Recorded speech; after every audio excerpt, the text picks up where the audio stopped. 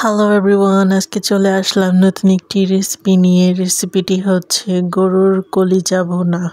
আমার গরুর কলিজা ভুনা খুবই ভালো লাগে, তাই আজকে আম্মু আমার জন্য গরুর কলিজা ভুনা রান্না করলো। প্রথমেই আমরা 3 পা গরুর কলিজা নিলাম, তারপরে একটি পাত্রে 1 কাপের একটু কম তেলে আমরা 1 কাপ পেঁয়াজ কুচি, তার মধ্যে দিয়ে দিলাম আদা রসুন ও জিরা বাটা 1 চামচ, এলাচ 4টা, গোলমরিচ 4টা, সব ভালো মতো মিক্স করে নিলাম।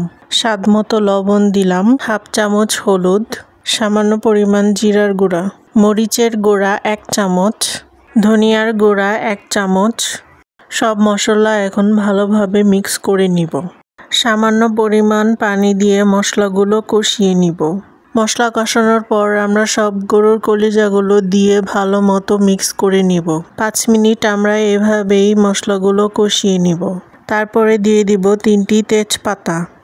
কিছুক্ষণ নাড়াচাড়া করার পর আমরা ঢাকনা দিয়ে ঢেকে দিব। 10 মিনিট পর আমরা ঢাকনাটি খুলে দিয়ে দিব 60টি কাঁচামরিচ। কিছুক্ষণ নাড়াচাড়া করার পর আমরা পানি দিয়ে দিব 1/2 লিটারের একটু বেশি। 2 মিনিট উল্টে পাল্টে নাড়াচাড়া করার পর আমরা ঢাকনি দিয়ে ঢেকে দিব 20 মিনিটের জন্য। এর মাঝখানে আমরা একবার নেড়েচেড়ে নিব যাতে নিচে লেগে না যায়। তারপর ঢাকনি খুলে আমরা আরও একবার নেড়েচেড়ে দিব। এখন দেখতেই পাচ্ছেন ঝোল শুকিয়ে এসেছে। এ পর্যায়ে আমরা আরও 15 মিনিটের জন্য ঢাকনি দিয়ে ঢেকে দিব। 15 মিনিট পর আমরা একটি সার্ভিং বোলে সার্ভ করে নিব। আপনারাও খুব সহজে বাসায় এটি ট্রাই করতে পারেন।